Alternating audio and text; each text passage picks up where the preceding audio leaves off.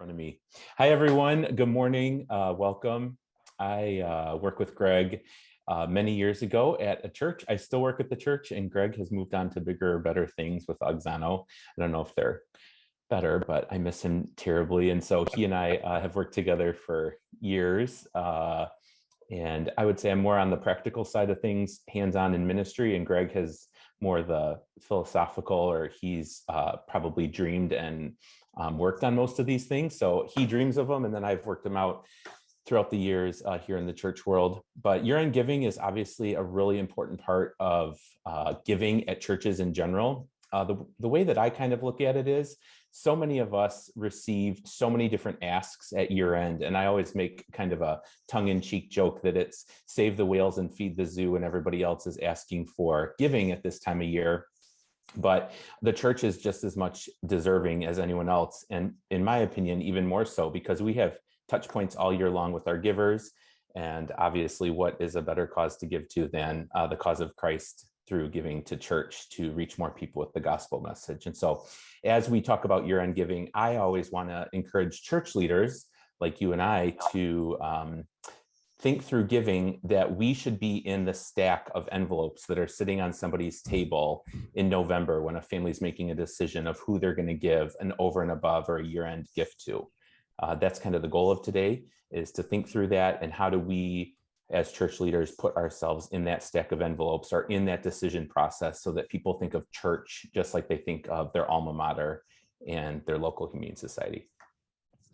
Awesome. And just wanted to say I'm back. I had a little snafu with screen sharing, but we are ready to rock right now. And so I'm going to get back to this keynote, and hopefully we'll be able to see that, and I'll be able to advance the slides. Yes. Awesome. My apologies, but here we go. Here's me, here's Alex, and I know you're here for content and not us, so let's rock. What we're going to talk about today is the theory, the tone, and the tactics. Those are the major headers. I see Joel Redmond. Hi, Joel. I'd love to say hi to a lot of different people, but anyway, great to see a lot of you who are friends and colleagues and clients. And so the theory, the tone, and the tactics for year-end giving. And Alex did a great intro on our friendship as well as what we're about to do. So let's jump right into it. The theory. We talk about leveraging the most wonderful time of the year, because it is known in the nonprofit and church community that literally for most churches, and you can check it with your previous years, but sometimes 30% of the annual revenue or offerings or giving will come in just in the last month of the year. We actually stretch it, Alex and I, to more than just a month, because we think you should start sooner than December, but that's going to be the next bullet point. But the one thing I want to say is, I always tell a story of going into a mall where a coffee shop owner and I were talking, and she told me that they got, at that coffee shop in the mall, half of their revenue between Thanksgiving and New Year's. And I remember thinking, wow, that's fascinating. And then I started studying church giving and realized there must be something about this time of year. Now, I want to say this one caveat. There's a part of this that feels like it's not as discipleship oriented as we want it to be, because at Auxano, we coach discipleship of generosity, and that's a long play. That's definitely kind of creating a culture in your church where you can talk about giving more than just kind of saying, hey, it's December, let's give, that feels a little closer to kind of the transactional thing that we don't want as much. And yet at the same time, God uses this deeply and powerfully, because people are feeling thankful about their church. They're maybe feeling like they want to make a gift because of charitable deduction reasons inside of the year. I don't know what all the motivations are, but I do know that best practice churches will not be asleep at the wheel, and they will start before December, which is our next bullet point. I think Alex already referred to this, but we always literally imagine the kitchen counter or that place in your house where you stack your mail, your snail mail.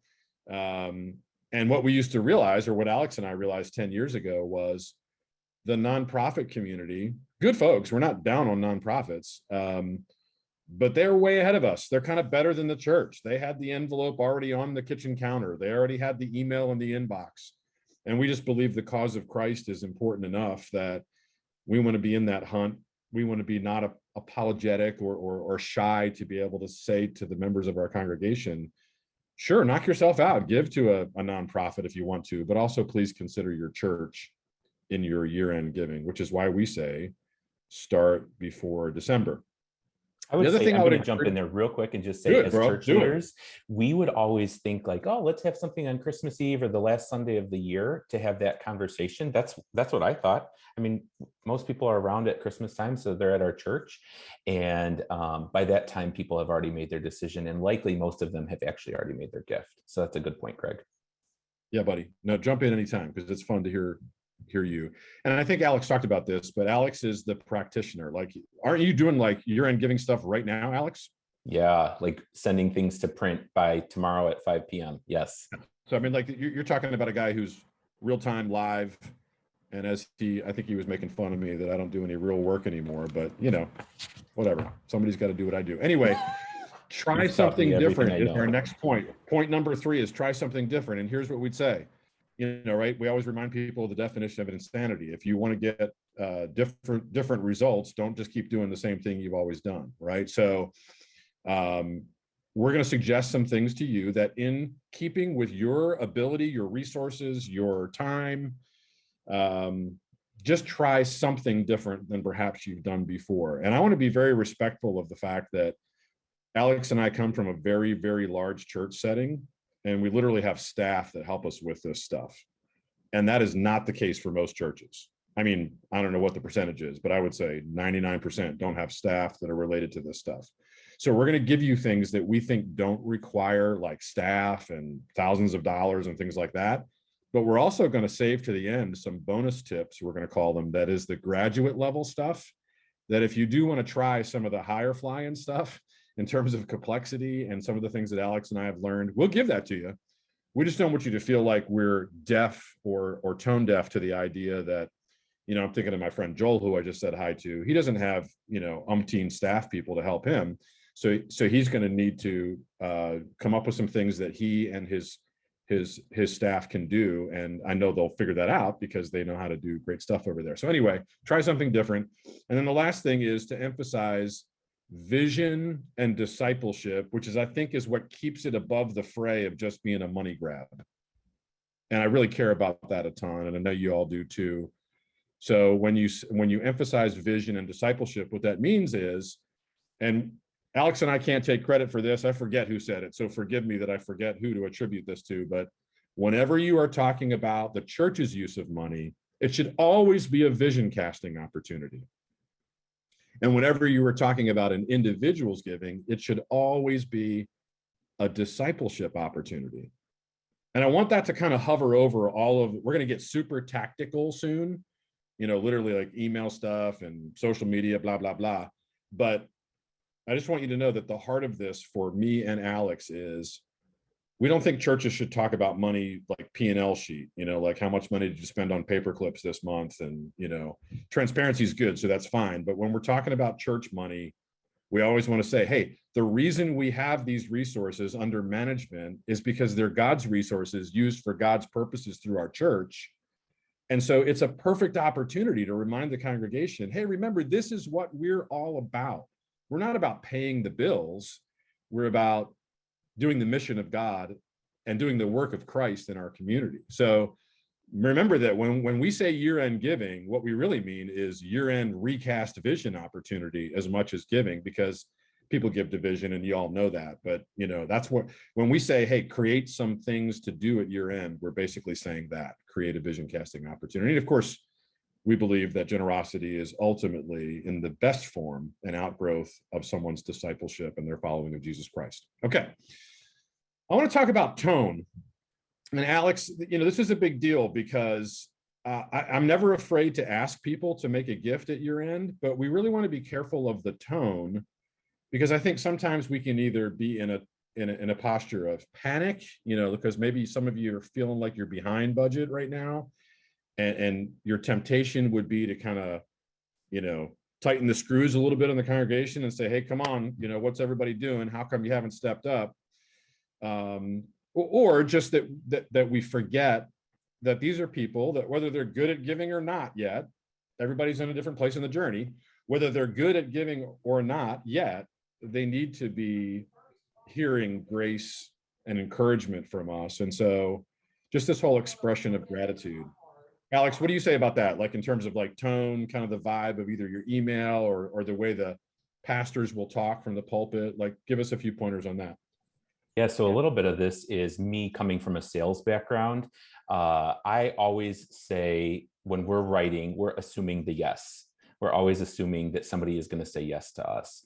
So how that is it's almost thanking them in advance. Like, thank you for giving to support X, or thank you for giving to continue doing Y, whatever it is. So it's assuming the yes. It's not asking people, would you consider giving? Although that's what they're doing. You're assuming the yes. So that's one tone. If you're familiar with the language of high invitation and high challenge, we do like to include that in year-end giving as well. I think a lot of times churches think of year-end giving as a catch-up, maybe if your fiscal year is behind or your budget is behind. But the high invitation there invites them, like Greg talked about, to vision. So that's always a very important way to not make it be about, well, you guys, if we don't give, we're going to lay off half of our staff, or we're not going to pay the electric bill for the month of January. So we're going to be in the dark here. It's high invitation. This is what God has asked us as a church to do, share that vision. And when you give, this is what we get to do with that. We get to reach people for Christ, or we get to support X missions overseas, or Y local partnership. This is how your money is making an impact. So it's direct correlation of when they give, what their giving is going to.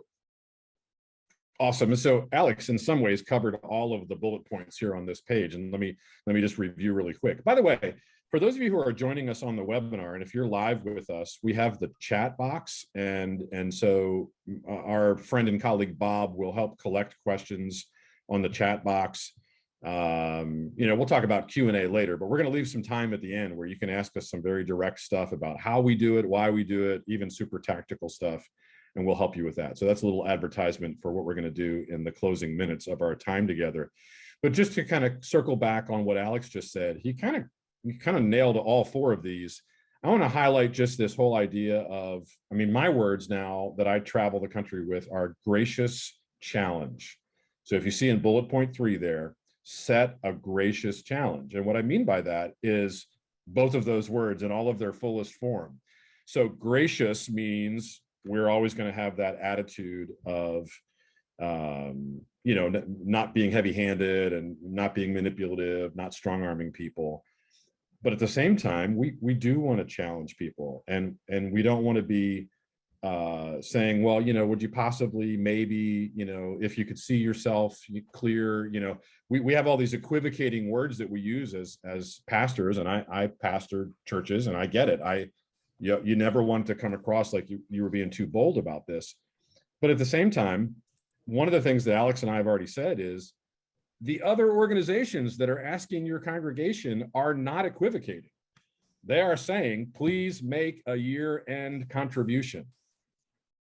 And so, when we recognize that that's kind of in the water, what we have to say is the cause of Christ and the mission of our church worth being clear and saying, hey, we love you no matter what.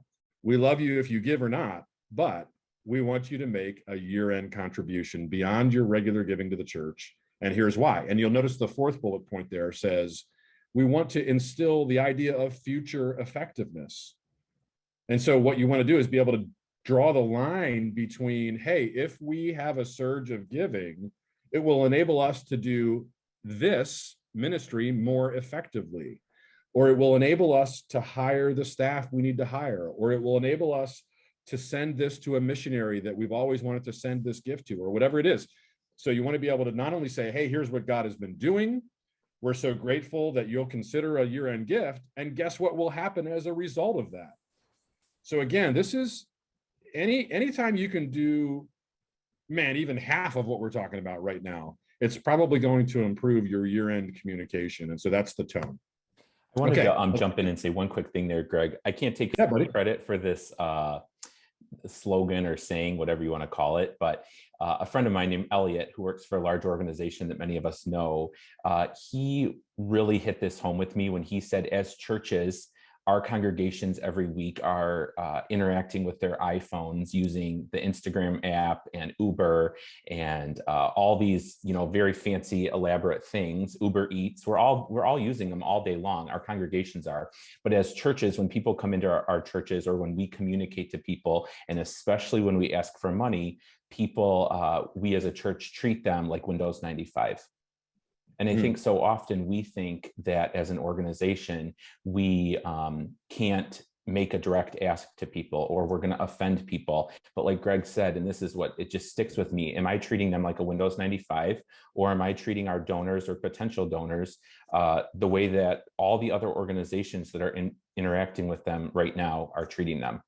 Because if we don't put ourselves at that level, our donors aren't going to think of us at that level and aren't going to think of us as worthy for that cause, because somebody else is treating them with respect and class and being very professional with them in the way that they're asking for money. And I think that we as a church should as well. Awesome. Way to go. So let's get to tactics. And here's where we'll slow down a little bit and try to give you some real specifics about what we think ought to be done. And this may be intimidating for me to have this as the first bullet point, but I'm just going to say it. You need to basically run a campaign. Now, for those of you who have ever been part of a capital campaign or any other kind of giving initiative, or you name it, a missions campaign, a youth camp, whatever, the word campaign means you basically put a focused amount of effort on a clear message with an ask at the end. And so when Alex and I coach churches on capital campaigns, you put a focused amount of effort on a specific thing. In that case, it's raising capital to build a building or start a school or whatever you want to do, and then have a specific ask at the end, which is, would you make a pledge to a capital campaign?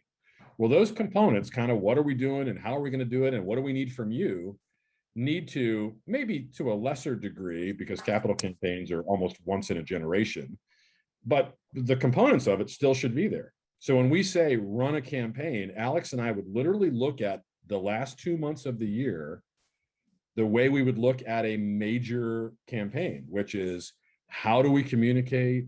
How do we brand it? How do we make it as clear as possible that it's not just about regular giving, but it's about over and above giving? How do we work it through the constituencies in our church, whether it be our small group leaders or our other staff members or our elder or session boards or whatever, so that this isn't just like solo pastor standing up there and saying, hey, help at year end, like an announcement.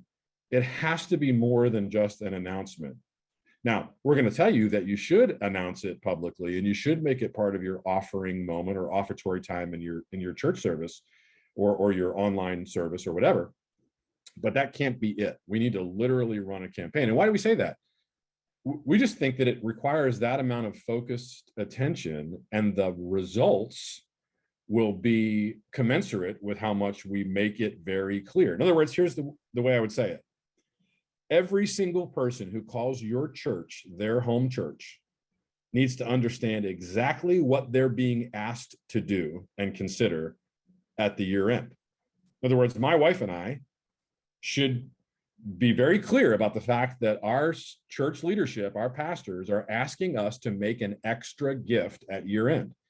If everyone is not clear on what they're being asked to do, you will suffer the consequences of that. And I don't mean suffer in like a terrible way. I just mean there will be a direct impact. Whereas if everyone does understand what they're being asked to do, then they can respond accordingly. They can either say, no, thank you, or they can say, yep, we will give an extra gift. And I just think God will use it for some people who may realize, it's that 40% of every congregation that isn't even giving anything right now. When you say to them, hey, would you make an extra gift at year end? They're going to go, what do you mean extra? I'm not even giving right now. So maybe I should make some sort of a start of my generosity toward my church. So run a campaign. And the following things really are the elements of running a campaign. Alex, talk about giving statements, because I know a lot of churches maybe have graduated from sending giving statements just once a year, kind of like in January after the full calendar year has completed.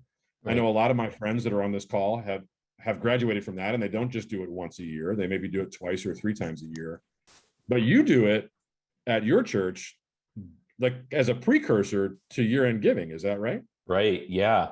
So this was a thing that we tried and tested. Basically, everything that we've done, we've tried and tested, failed at many things and succeeded at some. But one of the things that we did was we have sent quarterly giving statements to people. I think a lot of people think of giving statements as a taxed thing, and the actual statement itself is a tax thing. But we have expanded the thought of that it's also the opportunity for us to market, if you want to use industry term, using marketing, or church term, share vision.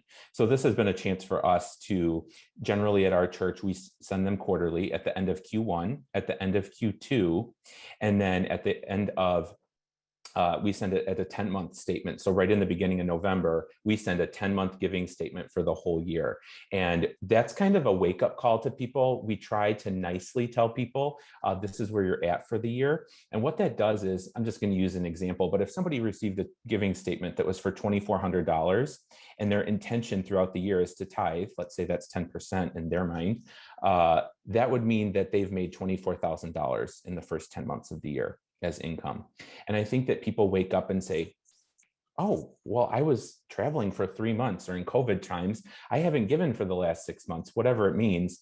And it's kind of a wake up call to say, I actually intended to give more, not even an over and above gift, but their intention throughout the year was to be tithing.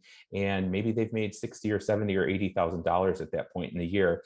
And so they needed to catch up before they can even think of it. So it's kind of just that realization of this is what we intended to do. I think the other thing is sending it in early November allows people to plan financially. If you sent that the second week of December, the likelihood for somebody to catch up from a $2,400 giving when they intended to give, let's say, $6,000 for the year, probably wouldn't happen in 2 weeks, because most people don't have that type of cash flow just sitting in their checking account. So those are the type of things that I think if you plan for and account for, giving would increase clearly there. And then from a giving statement standpoint as well, one of the things that we learned, and I'm a millennial, I'm 36. And so having a checkbook in our home, my wife and I honestly couldn't even tell you where it is. But one of the things we know is that the people that give to the church with higher amounts of discretionary income tend to be a little bit older, and they do still have checkbooks. And so we have started including return envelopes in our giving statements. I didn't think it was a good idea, and Greg is the one who told me years ago, let's try it. We had an upswing of about 40% that year in giving just by including a return envelope. We didn't put a stamp on it. We didn't have a business reply on it. It was just an envelope that was pre-printed with our address. And I think that people just feel obligated to put something in it and return it back. So that was the other option that we saw a pretty great return on.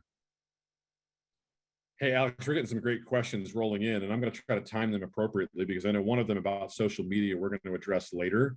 Okay. So I'm going to put that one on hold. But this question is, do you say anything during your generosity moment or your offering moment in the worship service about those statements being sent? And my response to that is, I think you do, particularly if you want to make sure that the tone is pastoral. I would say, what I would say to a client, if you're my client, is, well, you tell me what would be most like your church.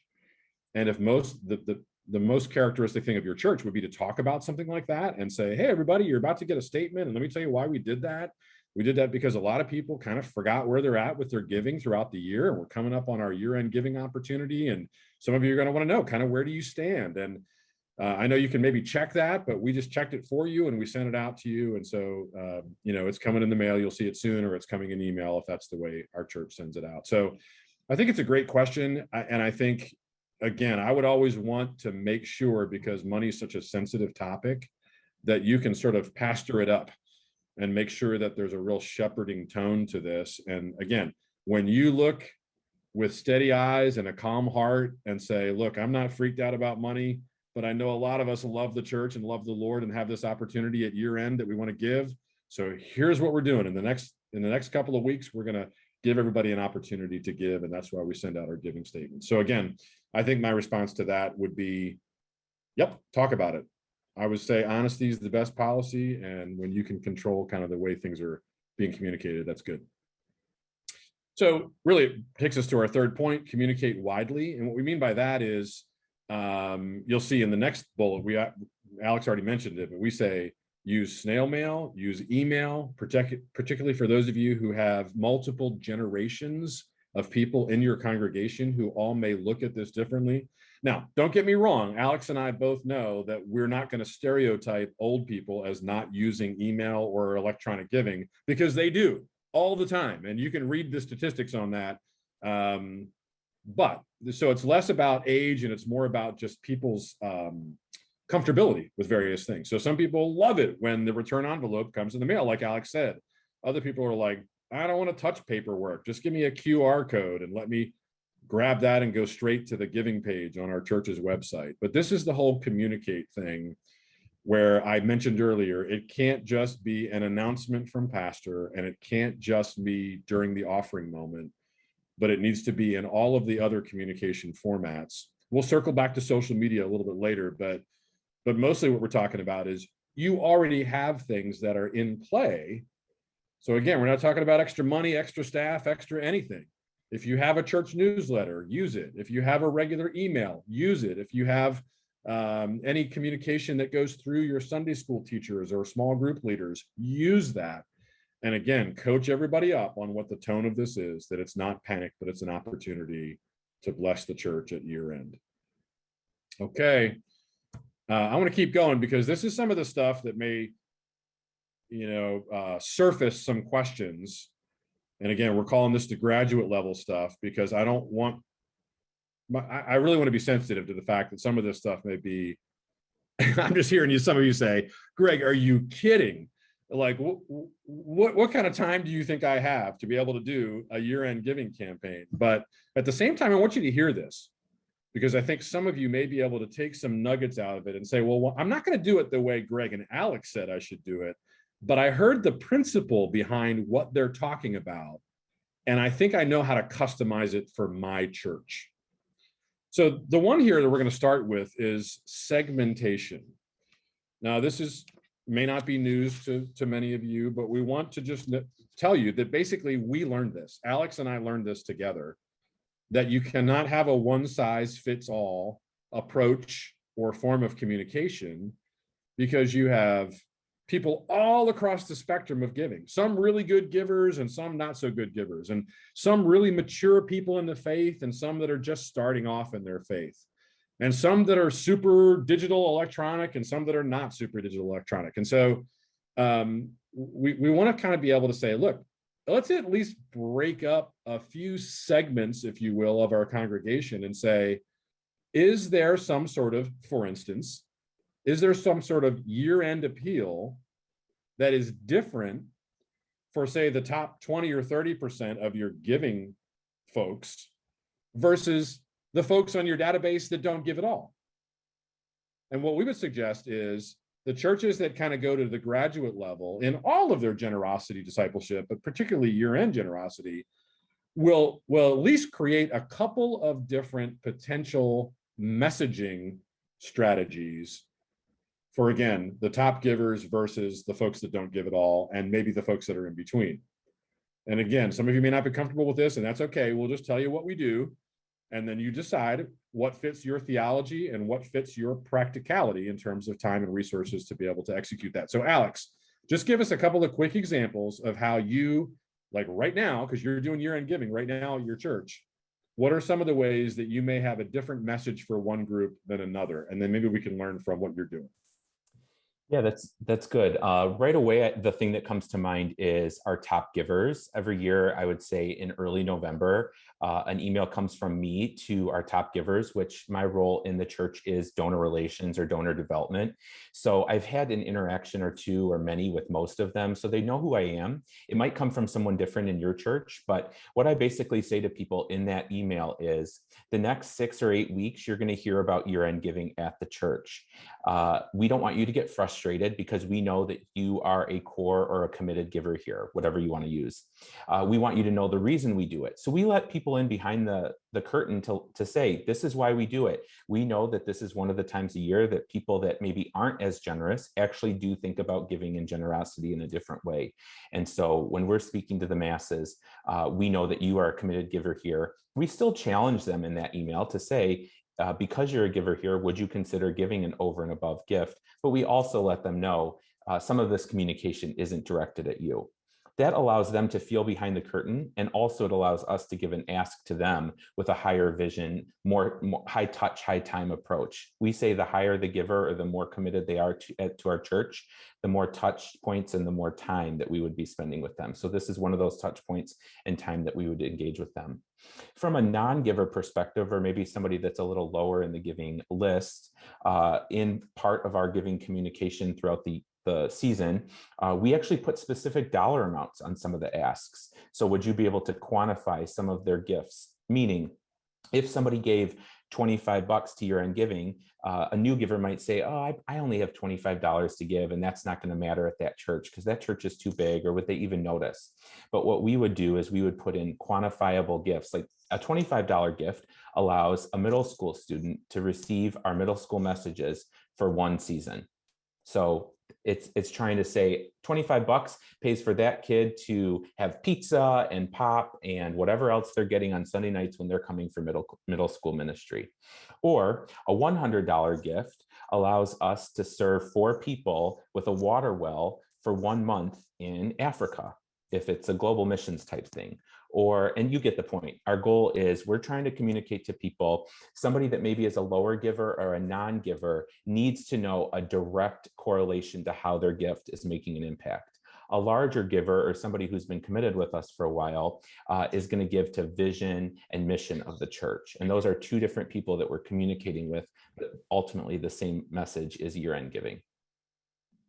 Yeah, so I told you it was going to be a little bit more than maybe many churches can handle. So I wanted to give you that warning. But at the same time, you maybe can pull a couple of tidbits out of that and say, look, we may not be, doing donor development at a multi-site mega church like Alex is, but the idea of having specific messaging for maybe a couple different groups of people, or maybe even varying your messaging on Sunday mornings, where you could say, hey, some of you are really into giving and this is what you do. And so we're so grateful for that. And we want you to consider a year-end gift. And some others of you have been dipping your toes in the water at our church, but you've been a little either reticent or shy about giving, and that's okay too. Maybe this is a great opportunity for you to be able to start giving. And so whether it's as sophisticated as what Alex is doing, or maybe just as simple as varying your communication on Sunday morning. And I know a lot of you are professional communicators and you're way ahead of me on this, but I want to just remind you that you have multiple kinds of givers and kinds of people in your congregation. So it can't just be, hey, y'all be generous at the end of the year, because it doesn't have enough definition to it. I love the idea that Alex is actually giving maybe beginning givers specific amounts. And that does draw from some of the things we're learning from the sort of the non-church donor community, as well as millennial givers, which, by the way, we'll do a separate webinar on millennial giving some other time, because that's a whole other pot of coffee, as we say, but we're learning a lot about that. And I will tell you that some of the things that we've already talked about in regard to specific citing and reporting of missional impact at the church is one of the major things that appeals to a younger giver, because a younger giver wants to know that we're getting stuff done. And so that's, I think, where social media will come in to some extent. So Alex, be thinking about how social media is, again, what I would call it is a little bit more sophisticated, because I'm not sure that a lot of us have the bandwidth to do specific, like super complex social media campaigns. But if you do use social media, it's reinforcing, we think, I hate to use some of these terms, but you understand, hopefully understand our hearts in the matter, but like reinforcing the branding of the church, the branding of the campaign, just to say, hey, the church is doing a year-end thing, and just remember that here's a quick video of someone's life that was impacted. Or like to Alex's point, here's a quick video of a middle schooler who talks about how they understood God better because of our middle school ministry. So these are the kind of things that can go on social media. I don't want to make any kind of claim that someone who is not part of our church is going to see our social media and give to our church. That's not why you're doing that. You're doing that to reinforce with your own congregation and your own constituency why the church is important in terms of their consideration for year-end gifts. So it really, as much as social media feels like a broadcast methodology, it really is more of an internal play, because you're not going to see people that are outside the church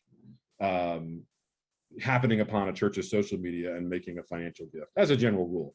Maybe somebody has an exception to that, but they would be very few and far between. Anything else to say about social, Alex, either how you use it or how you suggest that other people do? Yeah, I actually have a kind of a good example on that, or what we've tried, and it seems to be working right now in this current culture and stage. By the way, I'm getting a ton of people messaging me, and I would love to answer you all back on your direct messages on the chats with very specific questions. I just asked the Auxano guys if I could put in my email address and my cell phone number so you could email or text me, but it's in the chat if you have a specific question. As far as social media goes, what we have, because I love what Greg said. Wait, hold on a second. Is no one asking me anything? Is this all about Alex now? That's what I want to know.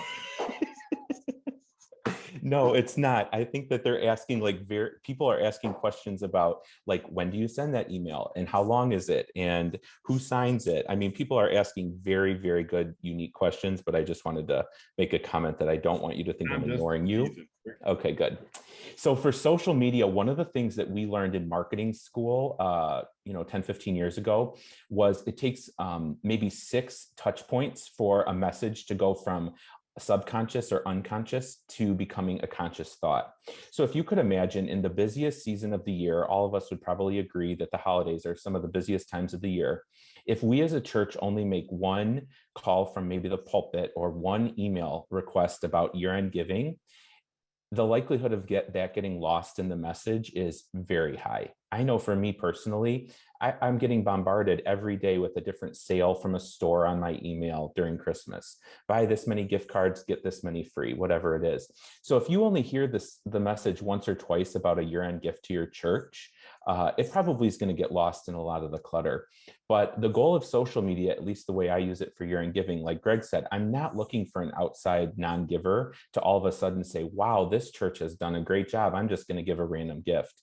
It's more so that then when they're hearing your mailed communications, maybe you have 1 or 2 mailings, maybe you have an email, maybe you have 2 emails, maybe you talk about it from your Sunday services once or twice, maybe you have a video, I don't know. Social media is reinforcing it. So what was a subconscious thought, because you were only saying it once or twice a year, using multiple communication methods, being social media one of them, that becomes maybe 6 or 7 touch points of them hearing about it. And it becomes conscious to say, wait, I think the church is asking me to do something here. Now I'm going to think about it. That's our goal through social media. Yeah, and I would say too, so previous slide, we said communicate widely. So that's what we mean when we say communicate widely, use all the formats that are available to you. But again, I'm going to keep saying, Alex and I are sensitive to the fact that if you're a solo pastor, you don't have time to run a social media campaign, which is why we're calling this graduate level bonus stuff, because you do not have to run a social media thing to have a year-end giving appeal. Totally. So I want to make that very clear that if you want to do this, great. If you don't do it, it's not going to ruin your year-end giving thing. Hey, a question that came up for me, Alex, is don't you literally at Kensington call it year-end giving, or do you give it what's the brand? Like, you put a brand on it, right? Yeah, that's so funny you bring this up, because this was so much, we thought about this. We agonized over what to call it. One year we called it Christmas Has a Face, and it was your giving went to specific things. And that face was a middle schooler, or that face was somebody overseas, or whomever, a homeless person locally. It was good. We had Christmas, upside down Christmas, where rather than indulging in gifts constantly to each other, would you consider giving a gift to someone else that maybe you would never meet? That was upside down Christmas. And then I said, you know what? It's such a busy time of the year. Let's call it what it is. People have warm sentiments about giving gifts at Christmas, so we call it a year-end Christmas gift. Would you give a year-end Christmas gift to Kensington? We don't try to bait and switch. We don't try to cover it with some gimmick. We just say, would you consider giving a year-end Christmas gift to Kensington? Yeah, so the cool thing about that is if you call it something, then you can repeat that title or that logo or whatever. It depends on how sophisticated you want to get, but you can just repeat that. So I see that in the bulletin or program. I see that on the website. I see that on the social. I see that in the mail that comes to me. And so I know as a member of the congregation, oh, this is the thing where they're making a very clear ask of me, and they're trying to reinforce it with communication about our missional impact as a church. So that's the social media thing. We call that, graduate level. Hey, stock giving. Anytime I'm teaching any church about developing a more sophisticated platform for giving, man, if you don't have a real clear path for this, you got to get one now. Stock giving, appreciated stock, still hands down, Alex, unless I'm missing something, is the best way for both donor and church to receive financial means beyond just what someone has in their checking account and beyond what they can give out of their cash flow. That we know statistically that a majority of a person's wealth is not in cash. A majority of, just think about your own situation, a majority of your wealth is not in cash. So for any members of your congregation, and I, everywhere I go, I teach this, and I'm shocked that people don't know it.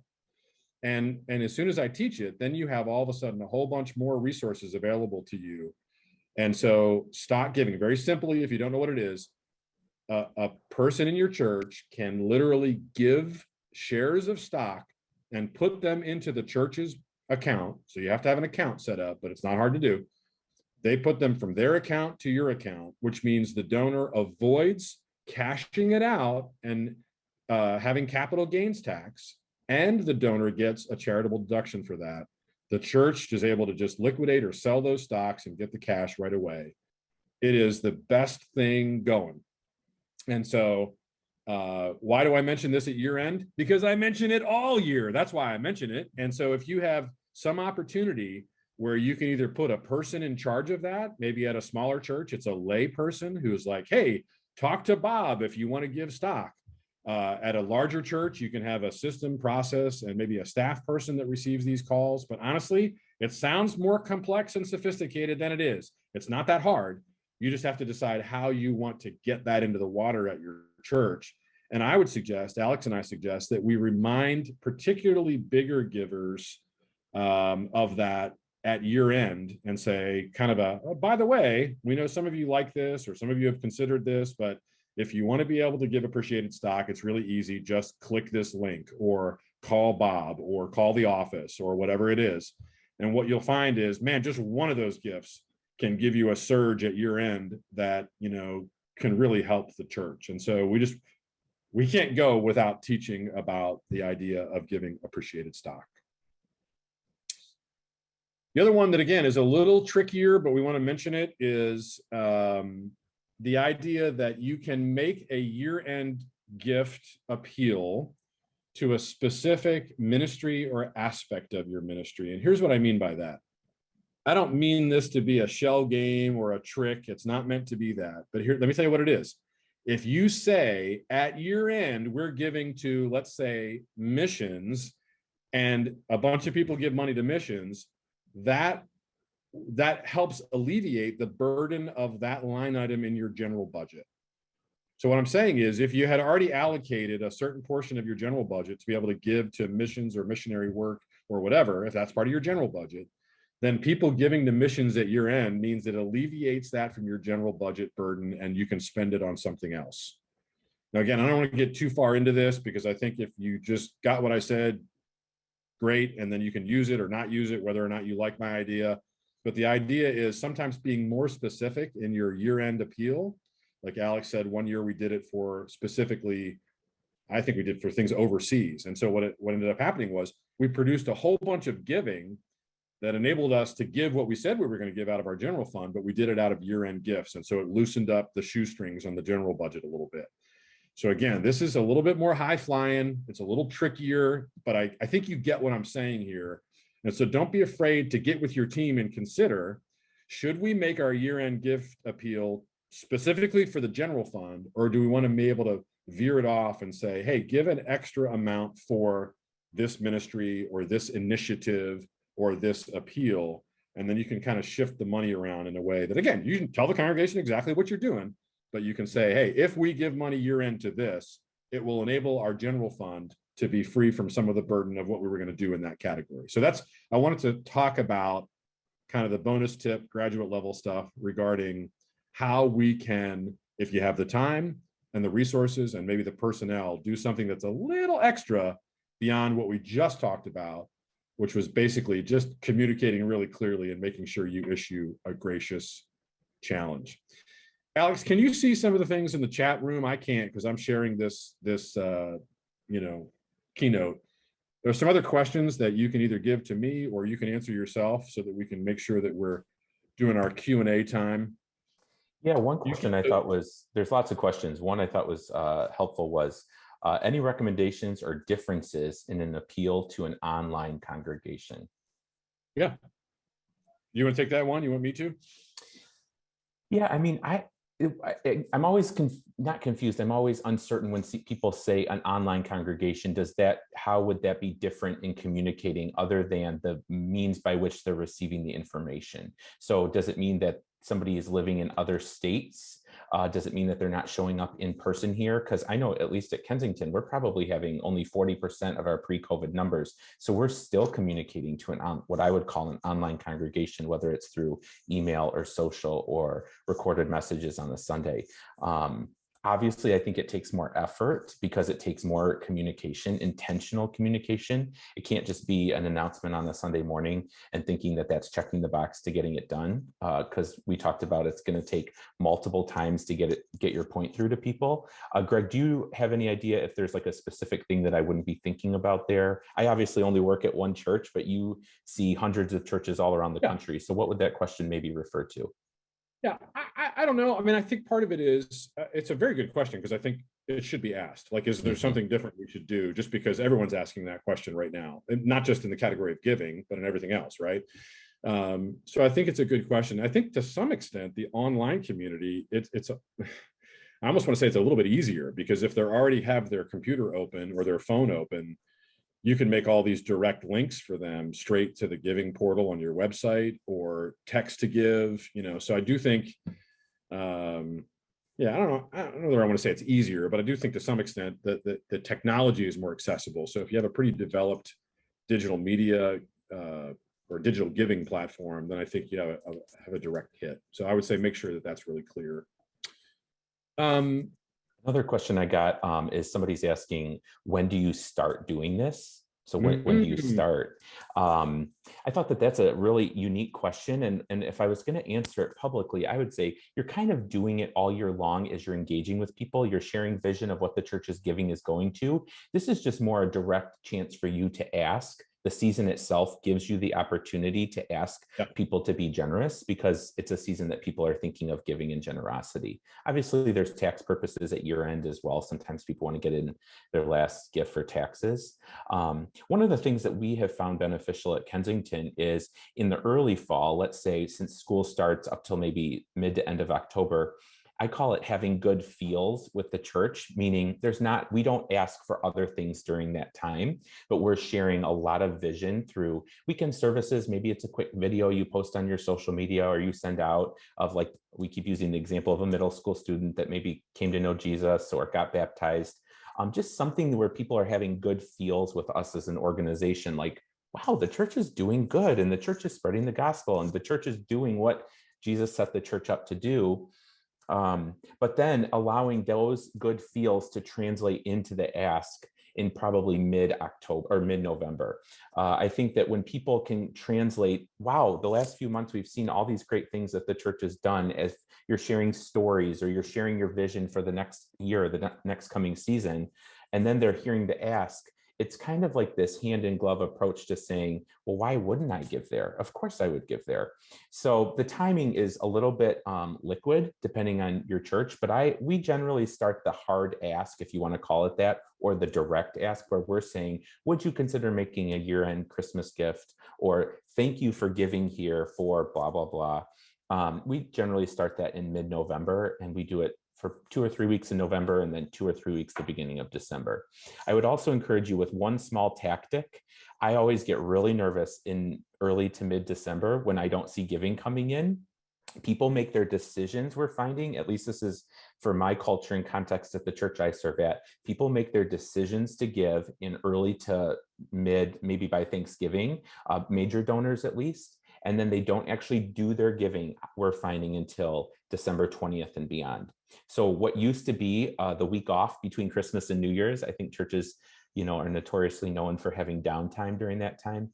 Our office is busy and our phones are ringing and our emails are constantly going, because that's when givers are choosing to make their actual gifts. So if they need help with a stock donation or an online gift, if they can't get their website to work or whatever, that's when the actual giving is taking place. Yeah, super practical, Alex. And so let me give you a little, I want to spin off of one thing you said, because we just have a few minutes left and I want to make sure that people know that there's help available.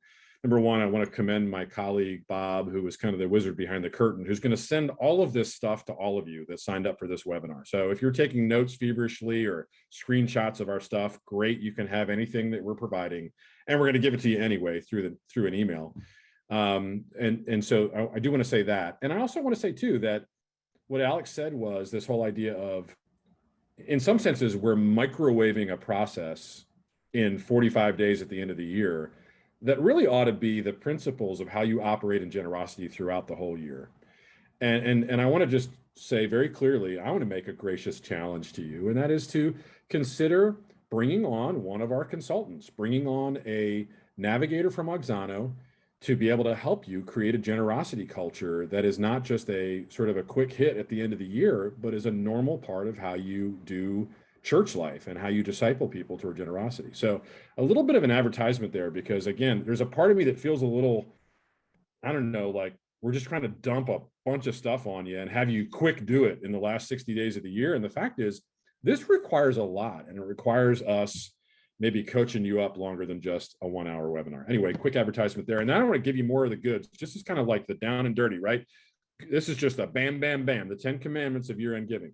Number one, you've heard a lot of these already. Create a campaign, use all your communication formats, provide links and QR codes, design a social media calendar for those of you who want to do that, share publicly and from the pulpit, start on Giving Tuesday or before, design year-end giving media. This is when I said, call it something, call it year-end Christmas gift like Alex does, or, design like literal, like a brand.